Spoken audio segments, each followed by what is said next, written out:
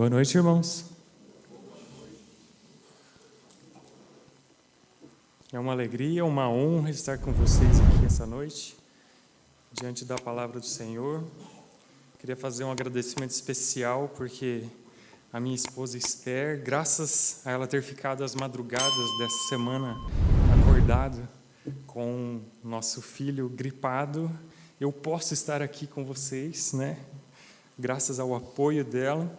E convido todos a abrirem em Êxodo capítulo 20, versículo 17, versículo de hoje, que eu escolhi por algumas razões.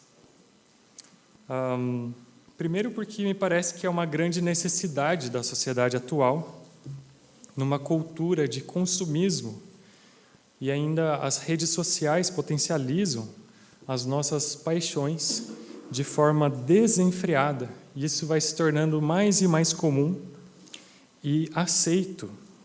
Segundo, porque a gente está numa série de estudos a respeito de finanças bíblicas, finanças à luz da Bíblia, né? E esse assunto foi citado, então tem aqui a oportunidade de aprofundar esse aspecto para contribuir também com essa série de estudos. E terceiro, porque selecionando este mandamento como um estudo de caso, eu me propus a estudar esse mandamento para persuadir os irmãos a buscar conhecer mais e aprofundar mais na lei do Senhor como um todo. Então, Êxodo capítulo 20, versículo 17 diz: Não cobice a casa do seu próximo, não cobice a mulher do seu próximo, nem o seu servo, nem a sua serva, nem o seu boi, nem o seu jumento, nem coisa alguma que pertença ao seu próximo. Cobiçar é um desejo incontrolável por ter mais e mais coisas. É um desejo veemente por possuir ou conseguir alguma coisa. Uma ânsia, uma ambição de honras, de riquezas, uma vontade ardente e intensa de algo. É sede, é voracidade, é ansiedade diante de alguma expectativa. E nos nossos dias, parece que tudo ao nosso redor vive incentivando a cobiça. Você precisa, você merece, compre, tenha, mais.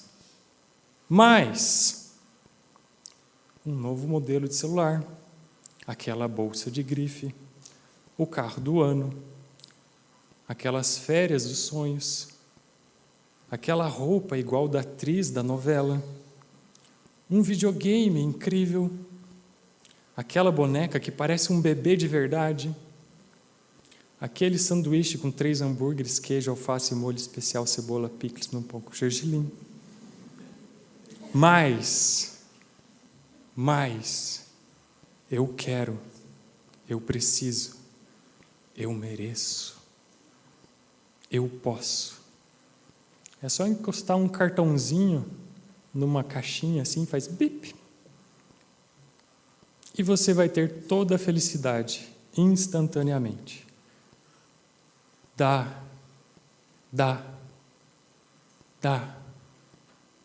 Assim diz a sanguessuga.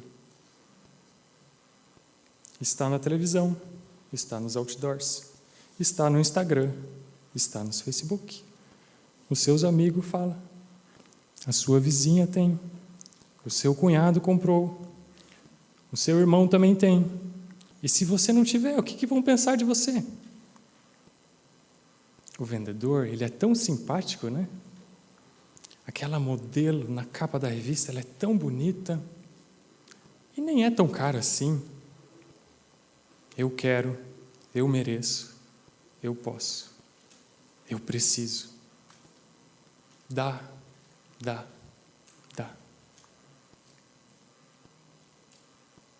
Algumas gerações atrás, os nossos pais tinham apenas um par de sapatos para trabalhar e outro para usar no domingo.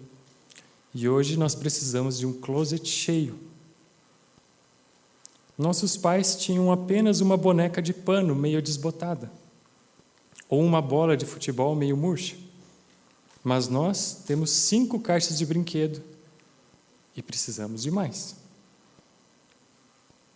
Para nossos avós, bastava apenas uma casinha de madeira, com um banheiro e uma sala conjugada com a cozinha para uma família de 8 pessoas. Mas parece que nós, nem que tenhamos uma casa de 900 metros quadrados, não vai ser suficiente. Nós queremos sempre mais. A cobiça é cruzar a linha do desejo, é almejar o que não me pertence. Quando nós atravessamos essa linha, também cruzamos a linha da propriedade, daquilo que pertence ao vizinho. E assim, a cobiça causa um mal na sociedade, ao nosso próximo. A casa do próximo, o boi do vizinho, o jumento do meu cunhado, o jumento que pertence ao meu cunhado. Se uma figura puder ajudar a entender, é como se um coração tivesse mãos e os dedos estivessem tentando agarrar tudo, desejando, se apropriando do que não é seu. Quero citar aqui o pastor Harry Landgrave Jr., ouviram falar? Ali Landgraf Jr., ele fala que o 10º mandamento é: não cobiçarás. Ele faz com os dedinhos assim. E daí sempre os filhos dele ficam com aquela cara de: que vergonha, pai, não faz assim.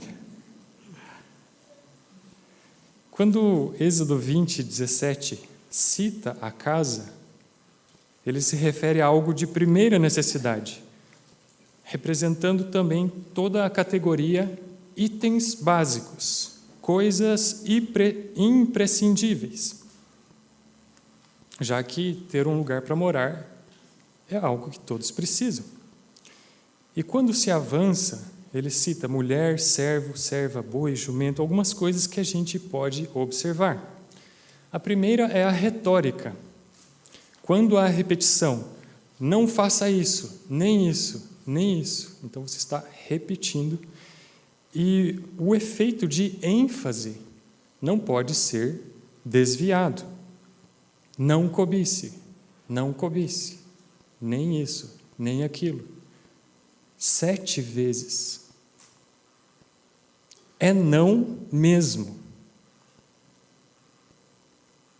Segundo, quando fala em cobiçar a mulher do próximo, nós vemos que o sexo pode ser um dos nossos desejos mais indisciplinados.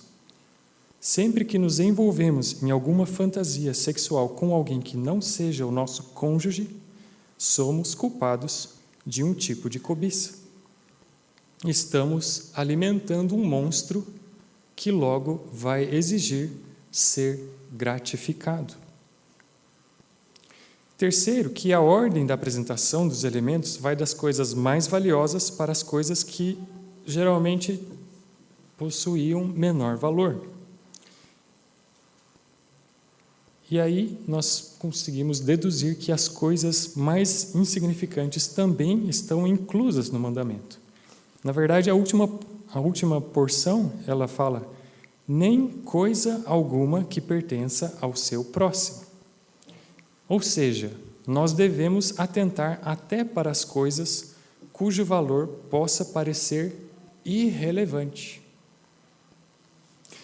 A Bíblia usa a palavra tahmod, que significa desejar, ter prazer em. Portanto, tem íntima relação com ser avarento ou ganancioso. Fala de alguém que explora, que engana, que está pronto para passar por cima dos outros, qualquer coisa para ter mais do que já tem.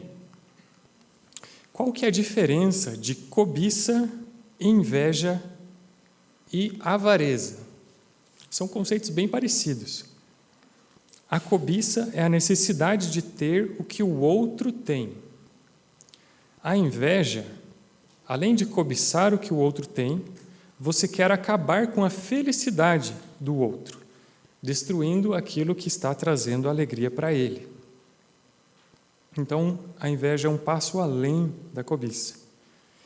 E a avareza é quem tem apego demasiado ao dinheiro, de quem vive para adquirir ou acumular riquezas.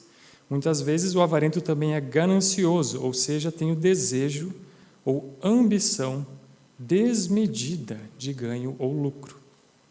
Então, hoje nós vamos usar mais o termo cobiça, que é o que foi usado para traduzir, mas às vezes também vamos citar a avareza e a inveja, porque quase sempre estão juntos, porque um leva ao outro com facilidade e porque o termo tarmod, ele é abrangente também, ele abrange esses significados também.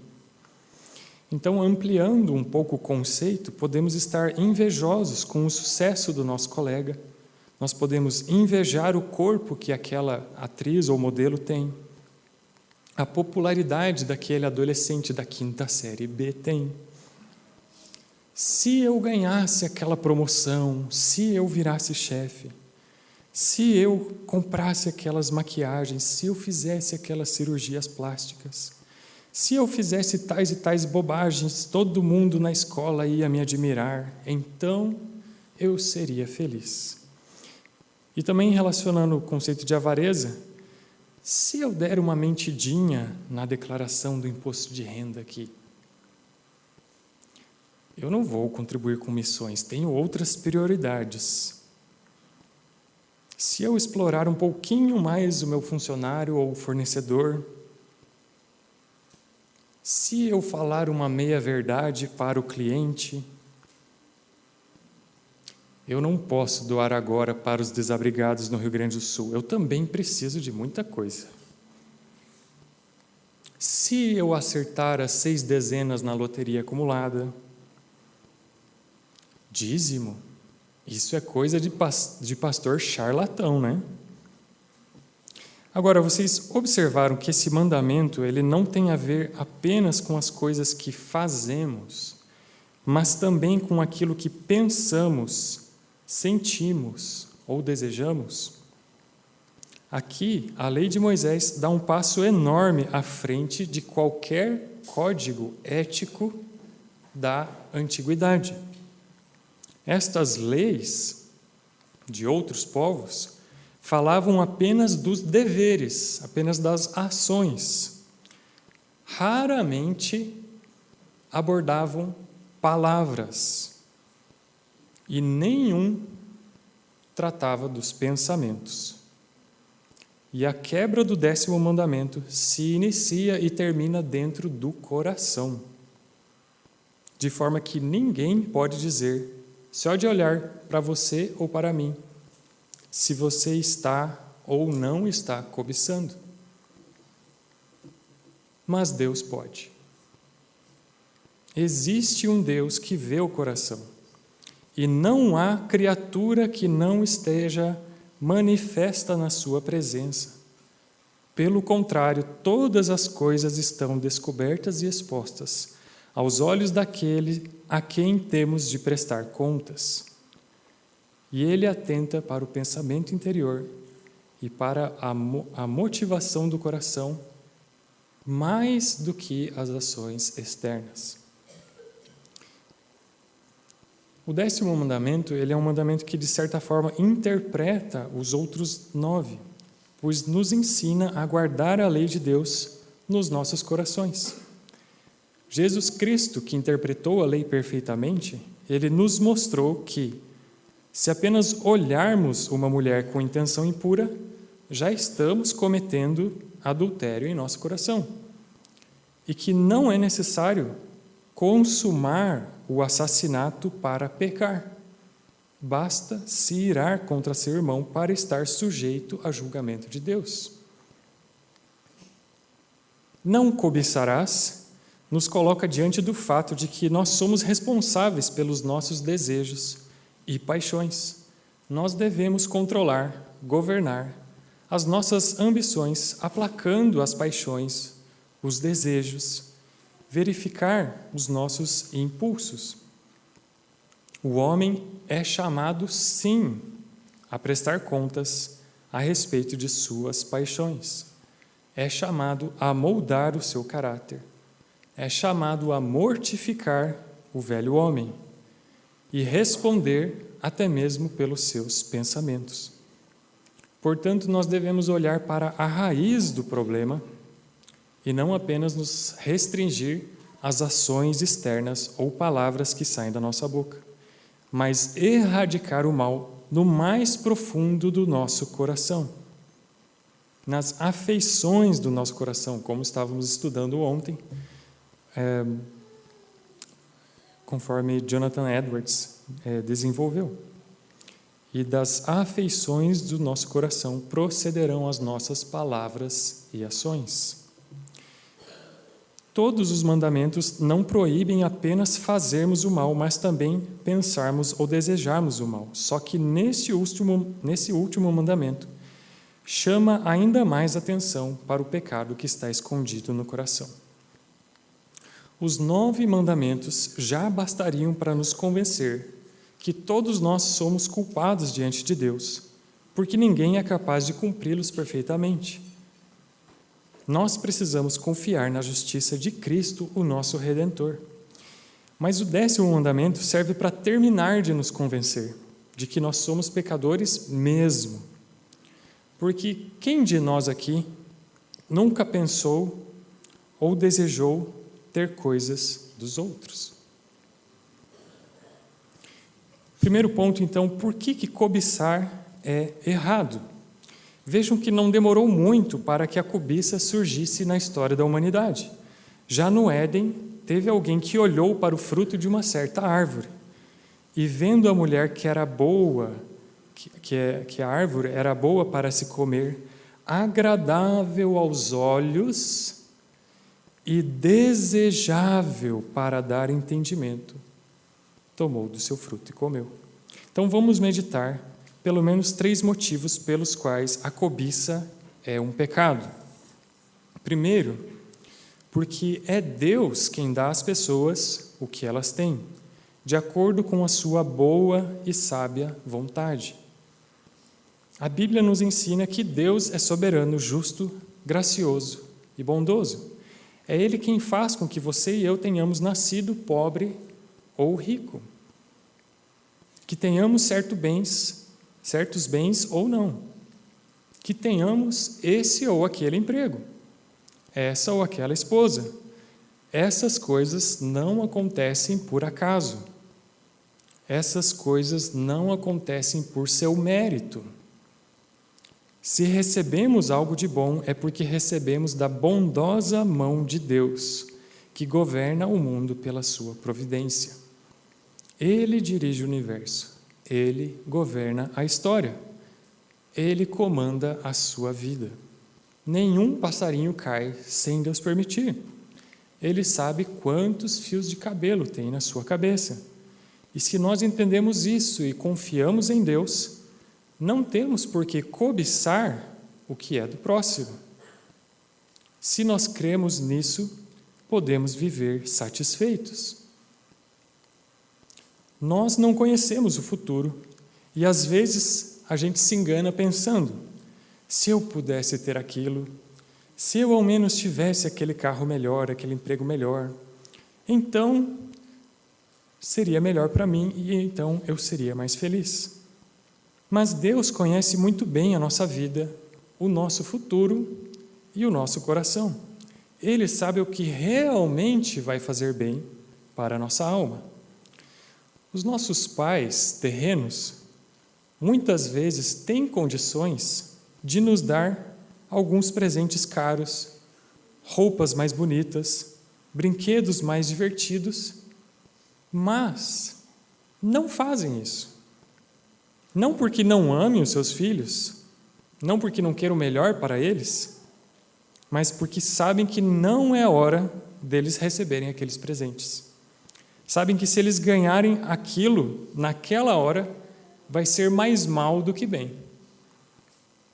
Esses presentes podem tornar os seus filhos pessoas orgulhosas, presunçosas, preguiçosas, que não valoriza o que tem, ou as crianças podem amar essas coisas mais do que seus pais, ou mais do que a Deus.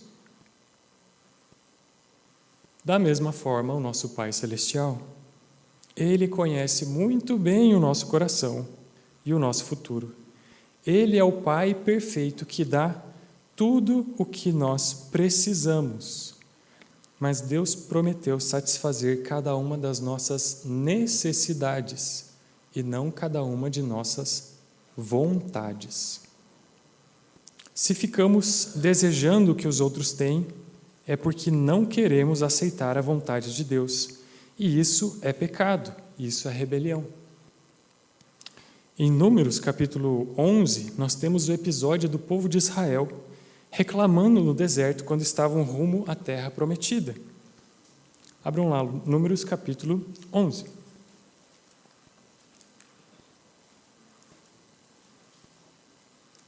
Número, letra. Quando a minha irmã do meio estava aprendendo a falar, ela gostava de ler as placas dos carros. Daí uma vez perguntaram para ela, qual que é a placa que está escrito ali? Daí ela, número, letra. Números 11, virou piada interna na nossa família até hoje. Números capítulo 11, versículo 4 a 6, diz assim: E o populacho que estava no meio deles veio a ter grande desejo das comidas dos egípcios. Também os filhos de Israel começaram a chorar outra vez, dizendo: Quem nos dará carne para comer? Lembramos dos peixes que comíamos de graça no Egito. Que saudade dos pepinos, dos melões, dos alhos silvestres, das cebolas e dos alhos. Mas agora a nossa alma está seca e não vemos nada a não ser este maná. Os comentaristas dizem que é muito difícil que os escravos no Egito tivessem essa fartura aqui de alimentos citada. Saudades do que a gente não viveu ainda, né? Eles nunca tiveram as coisas desse jeito. Mas, mesmo que tivessem, o que eles estão dizendo é que eles preferiam a escravidão no Egito do que ser livres e pertencer a Deus. Até Moisés, o homem mais manso da terra, ele não aguentou mais depois dessa. E Deus falou ali no versículo 18: Diga ao povo: santifiquem-se para amanhã e vocês comerão carne, porque vocês choraram aos ouvidos do Senhor.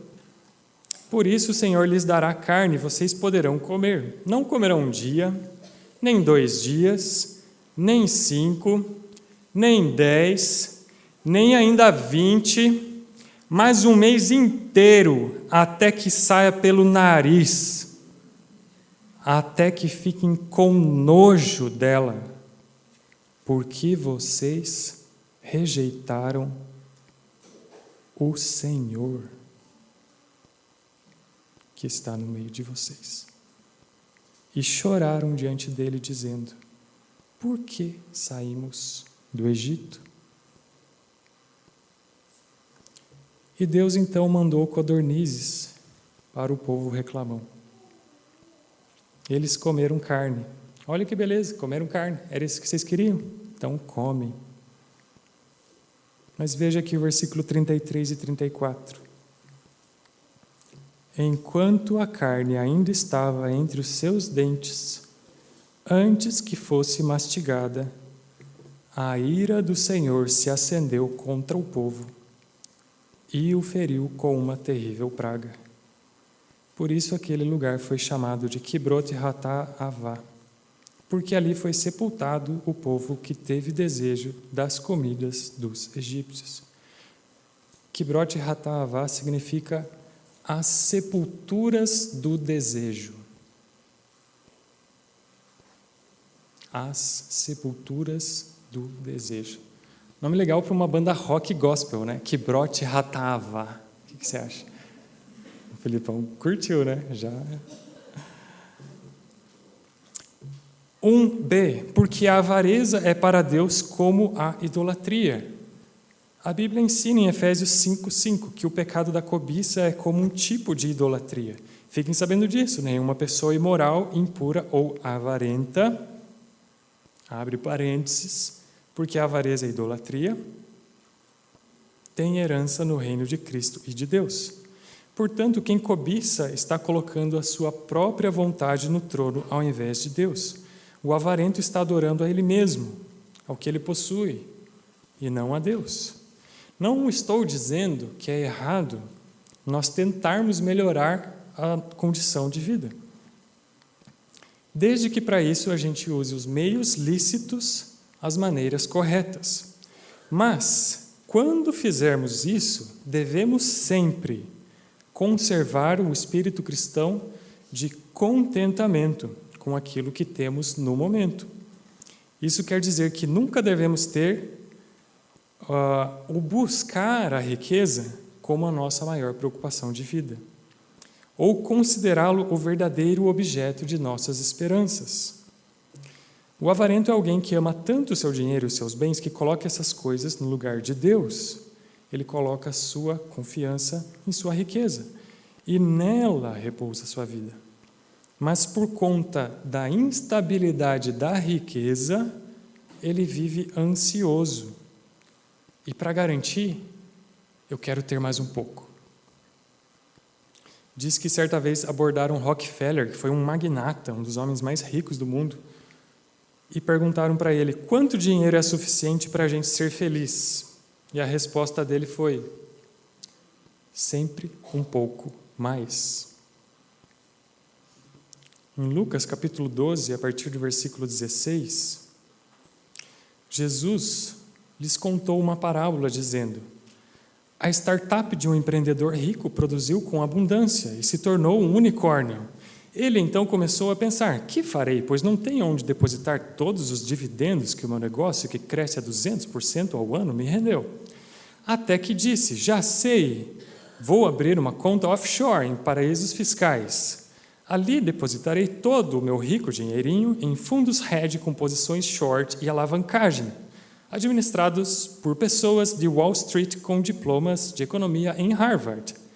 Então direi à minha alma: você tem em depósito muitos dólares para muitos anos, descanse, coma, beba e aproveite a vida.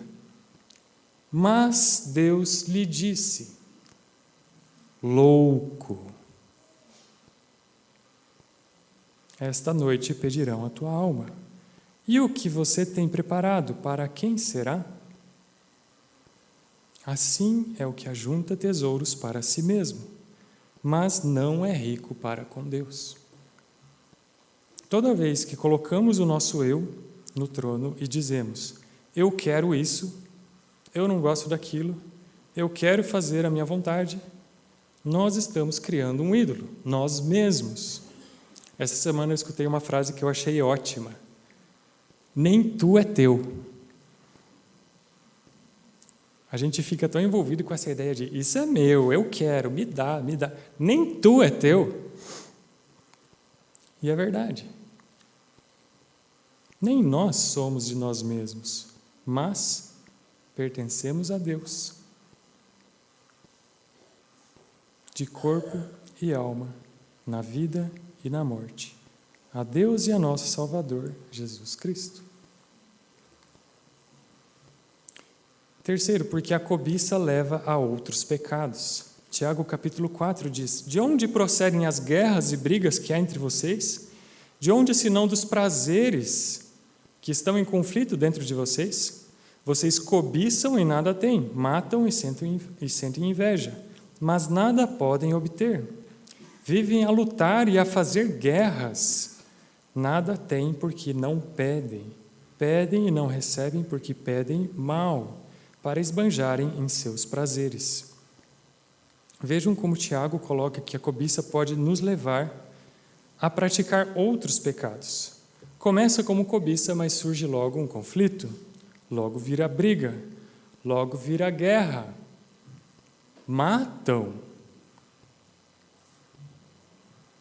e nada obtém. Está ali no versículo 2, matam.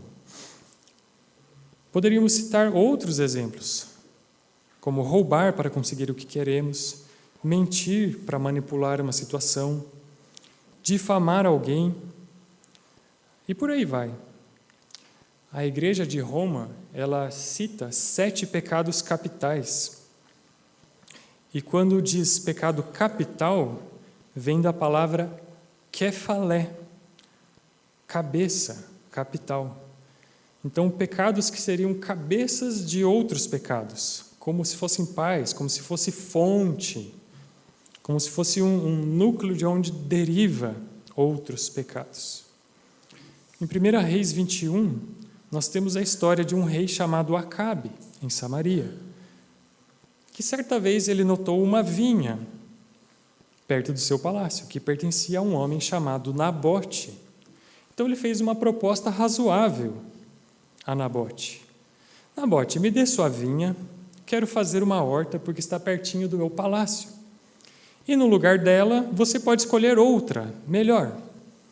Ou eu te pago em dinheiro que ela vale.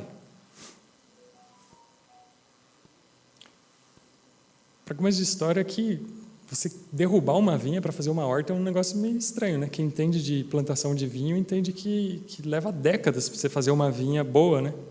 Mas, enfim. Mas Nabote, por outro lado, ele lembrava a lei do Senhor, que dizia que os israelitas não eram donos das terras, mas as terras pertenciam a Deus, e foi Deus quem distribuiu as possessões, segundo as tribos, segundo os clãs, segundo as famílias.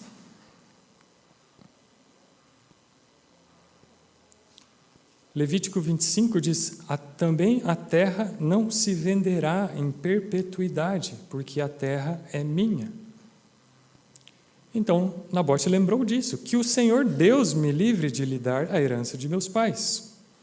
Nabote era o tipo de homem que servia a Deus e não ao dinheiro. Para Acabe, era um luxo.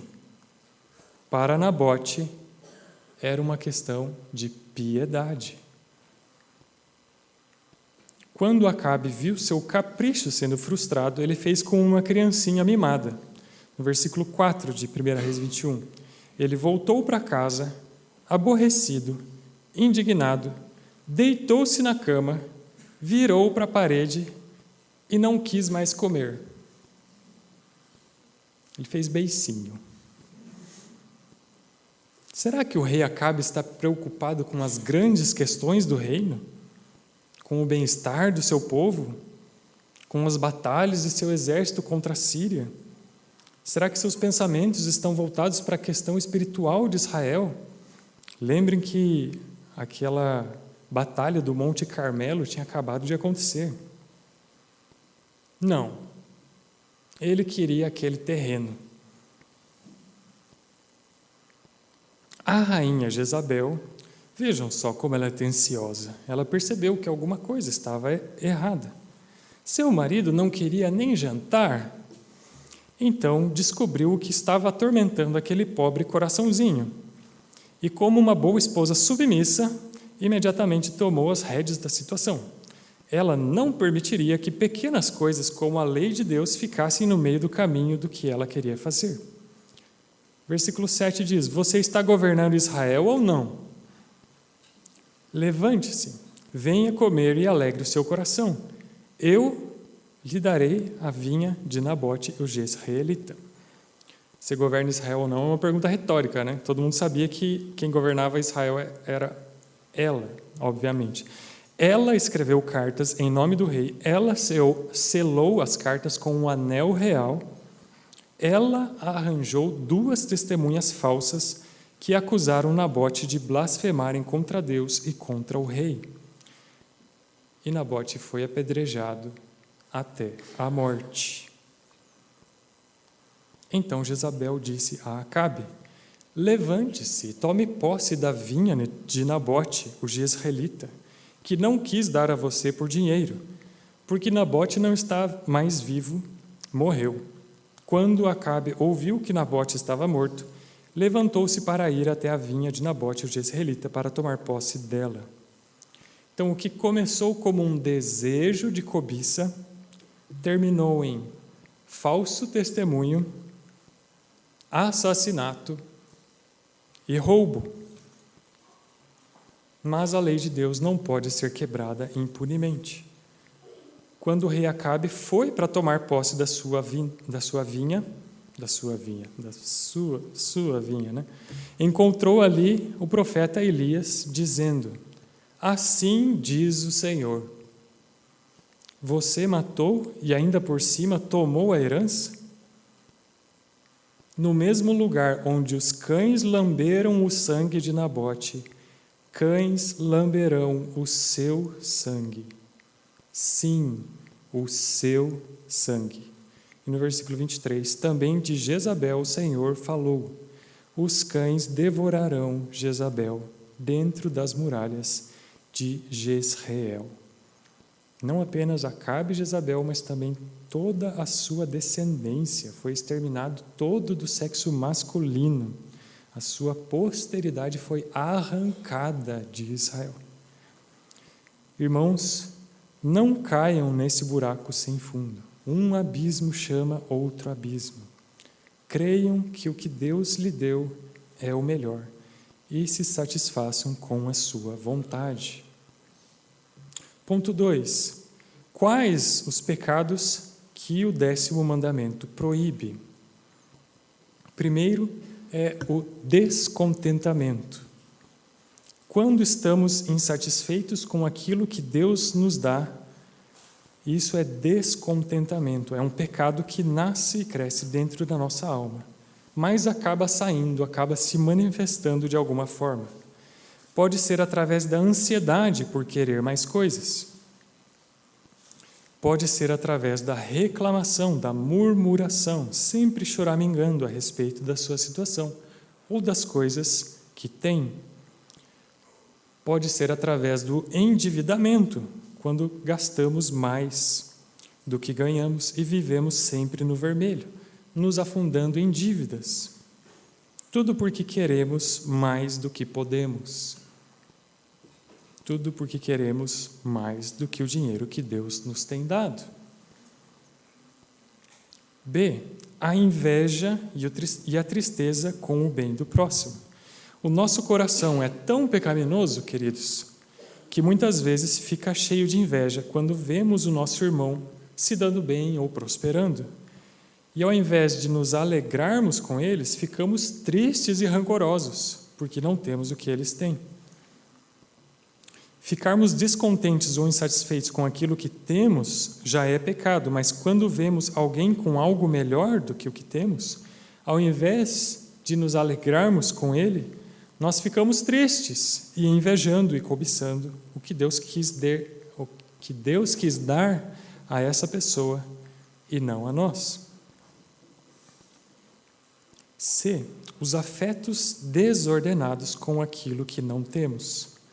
Quando nós temos um desejo exagerado pelas coisas, ou amamos o que é dos outros, ou quando queremos demais uma coisa que não temos, o nosso coração pode ser tomado de sentimentos que são pecaminosos. Tem gente que quer porque quer se casar e não pensa em outra coisa. Mesmo que Deus ainda não tenha lhe dado um marido ou uma esposa, mas eles não se conformam. Deus pode estar lhe chamando para o dom de celibato, é o que nós temos estudado na série da IBD, para servir a Ele, para priorizar o reino, um dom vindo de Deus para edificar a igreja. Mas ele não aceita. Quando nós queremos fazer uma viagem para o Beto Carreiro, porque o amiguinho foi, mas você não pode ir. Quando nós não gostamos da roupa que nós ganhamos de presente. Quando essas coisas acontecem, as afeições do nosso coração estão fora de lugar. Temos alguma prioridade que não está no lugar certo. E na palavra de Deus nós temos a instrução daquilo que é vaidade, daquilo que é importante e daquilo que é prioridade. E nós precisamos pedir ao Senhor que Ele nos dê o amor por aquilo que Ele ama, por aquilo que é mais importante, por aquilo que é eterno e não por aquilo que é um vapor. A grande verdade é que devemos exercer o contentamento com a providência de Deus para conosco e ter uma disposição amorosa para com o nosso próximo. Vamos repetir a grande verdade. Devemos exercer o contentamento com a providência de Deus para conosco e ter uma disposição amorosa para com o nosso próximo. O que esse mandamento, então, nos ensina a fazer? Primeiro é que ele nos ensina a estar sempre contentes com o que Deus nos dá.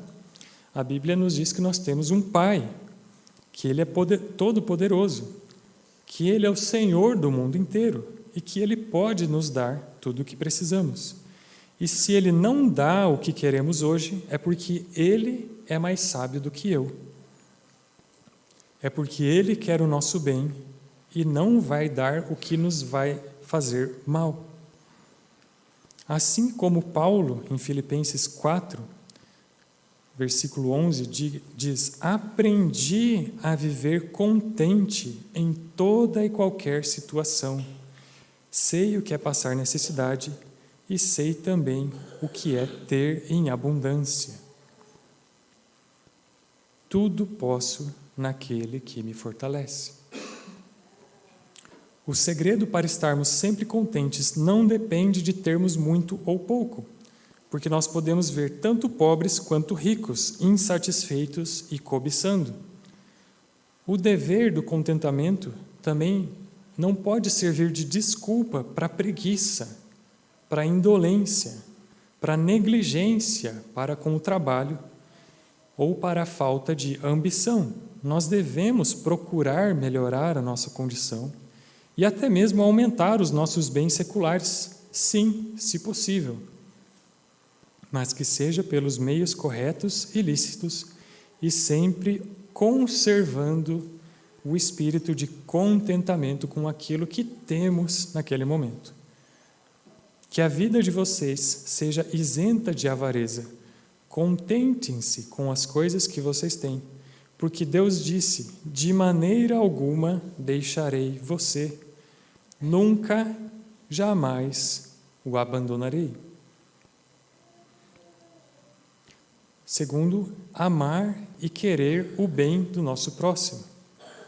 Não basta estarmos contentes e não desejar o que é do outro, a Bíblia também nos ensina a amarmos o nosso próximo e querer o bem dele sempre. Então nós precisamos treinar para ver o irmão se dando bem na vida, conseguindo mais coisas, sendo feliz, seja em coisas materiais, financeiras, conquistas espirituais, querer o bem de sua alma, o bem de seu coração. Alegrem-se com os que se alegram e chorem com os que choram. Tenham o mesmo modo de pensar uns para com os outros. Em vez de serem orgulhosos, sejam solidários com os humildes. Se possível, no que depender de vós, vivam em paz com todas as pessoas. Então, ame o próximo como a ti mesmo.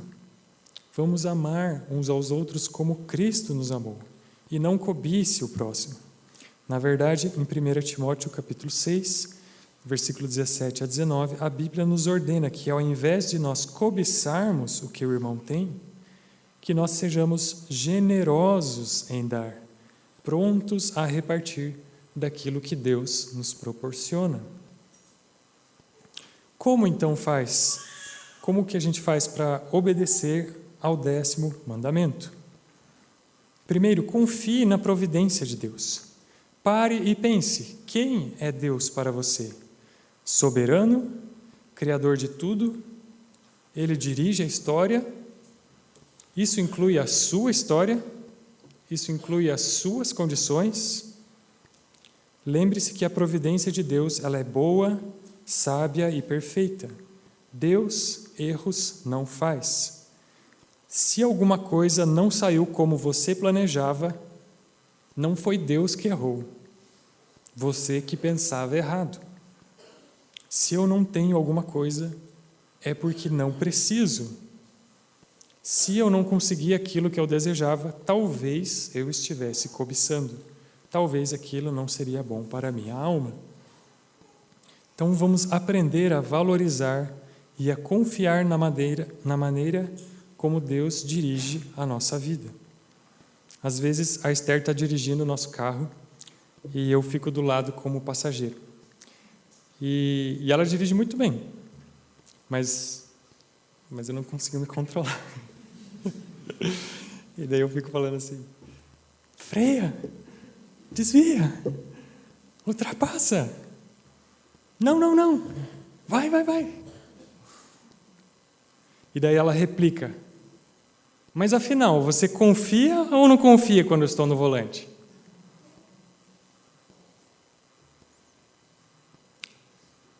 E tem uma certa categoria de perguntas que quando a sua esposa faz, é que a resposta já...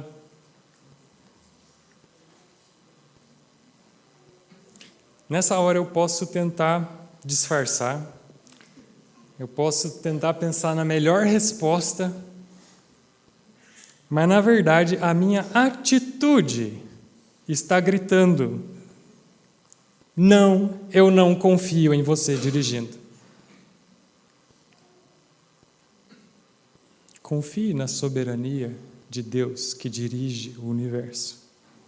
Quando você cobiça, a sua atitude diz: Deus, eu não confio quando você está no volante.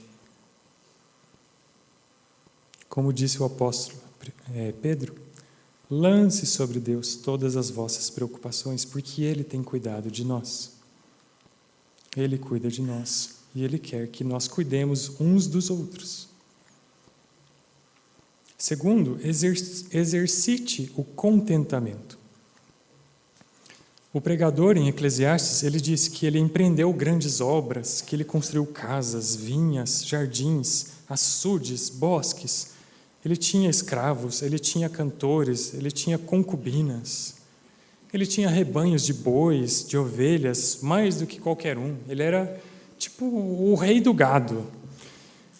Ele amontoou prata, amontoou ouro, tesouros, mas, no fim, ao olhar para tudo isso, ele viu que nada fazia sentido, que era tudo vaidade e correr atrás do vento. A Bíblia nos manda aprender a exercitar o contentamento. Precisamos aprender porque já nascemos insatisfeitos. Pelo menos é o que eu tenho visto lá em casa com os meus 2 filhos. O contentamento não é uma coisa fácil de aprender. É preciso esforço para estar contente em toda a situação. Mas assim como Paulo disse em Filipenses 4, aprendi a estar contente em toda situação. Nós também podemos aprender o contentamento.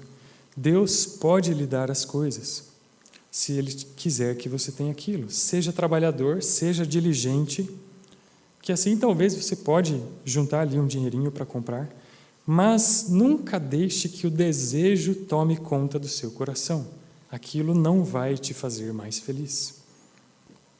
Aprenda a confiar que Deus dá o melhor para nós. Deus cuida até dos pardais e dos lírios do campo. Com certeza vai dar aos seus filhos o que eles precisam. Nós precisamos aprender a dar valor àquilo que é o mais importante. A nossa saúde é o mais importante. A nossa família é mais importante. A Igreja Batista Calvário em Pinhais é mais importante. E muitas vezes Deus tem dado tudo o que é mais importante e nós ficamos insatisfeitos e descontentes por causa de bobagens. Guarde o coração da cobiça. Como que nós podemos fazer isso? Reconheça que nós somos fracos, que nós caímos facilmente. Então esteja alerta, como um guarda que está sempre acordado. Quando começar a perceber um sentimento ruim, quando começar a ficar ansioso, descontente, murmurando, acione o alarme. Cuidado! Lute com a armadura de Deus. Peça que Deus lhe dê forças para resistir ao pecado da cobiça e peça para que Deus faça com que você saia vitorioso. Não permita que esses pensamentos cresçam e tomem conta do seu coração. Não alimente essa tentação. Martinho Lutero dizia que você não pode evitar que um passarinho voe em cima da sua cabeça, mas você pode evitar que ele pouse e faça um ninho em cima da sua cabeça. Então, faça o que puder, desvie o olhar, evite páginas de internet, deixe de seguir aquele influenciador digital, fuja da situação e busque, em primeiro lugar, o reino de Deus e a sua justiça. Não se esqueça que você não merecia nada além do castigo e condenação, mas Deus, por sua graça, tem lhe dado muito mais do que você merece. Reflita no quanto a cobiça é um pecado odioso a um Deus tão gracioso e generoso. E não deixe de confessar este pecado assim que surgir no coração. Quando se sentir fraco, caído, com o coração cheio de inveja e cobiça, confesse a Deus, arrependa-se e vá se esconder em Cristo. Ao invés da inveja, combata o fogo com fogo. Encha o seu coração com alegria e gratidão pelas coisas que Deus te concedeu e com contentamento pelas bênçãos que você tem. E ao invés de estender o olho invejoso, estenda a mão generosa e disposta a servir e mostrar o amor que Deus nos tem dado. Para finalizar, a respeito do papel da lei, John Bunyan, ele disse que quem não conhece a natureza da lei não pode conhecer a natureza do pecado. E quem não conhece a natureza do pecado não pode conhecer a natureza do Salvador. A lei de Deus, ela tem 3 objetivos. Ela ensina o seu povo a viver para a glória dele, ela restringe o pecado na sociedade e ela mostra a necessidade de um Salvador. Para dizer a mesma coisa de um jeito diferente, a lei de Deus é como se fosse um mapa que mostra o caminho, que nos guia a nossa conduta. É um freio que nos guarda de fazer o que é errado. E é um espelho onde nós olhamos e vemos que somos pecadores e necessitamos ser purificados. Nós falamos hoje sobre uma das leis de Deus, mas isso também nos ajuda a compreender o Evangelho. É a lei que nos mostra que nós temos a necessidade da obra de salvação de Cristo. Quando eu sou confrontado com a lei perfeita de Deus, ninguém consegue ficar de pé. Só existe 2 alternativas: ou a justa condenação, ou nos ajoelhamos e clamamos o perdão de Deus. Busque o perdão, a justiça e o poder daquele que nunca cobiçou, que guardou a lei de Deus e que, embora foi tentado em todas as coisas, lembre que Jesus também foi tentado por Satanás, ele foi levado para um lugar alto e lhe disseram: tudo isso te darei se prostrado me adorares. Esse Jesus que viveu de maneira perfeita, cumpriu toda a lei, mesmo sendo o rei do universo, não considerou isso como algo a que devia se apegar, mas antes a si mesmo se humilhou e tomou a forma de servo. Ele viveu aqui de maneira humilde, tão simples que a Bíblia diz que ele não tinha onde recostar a cabeça e foi sepultado em um túmulo emprestado.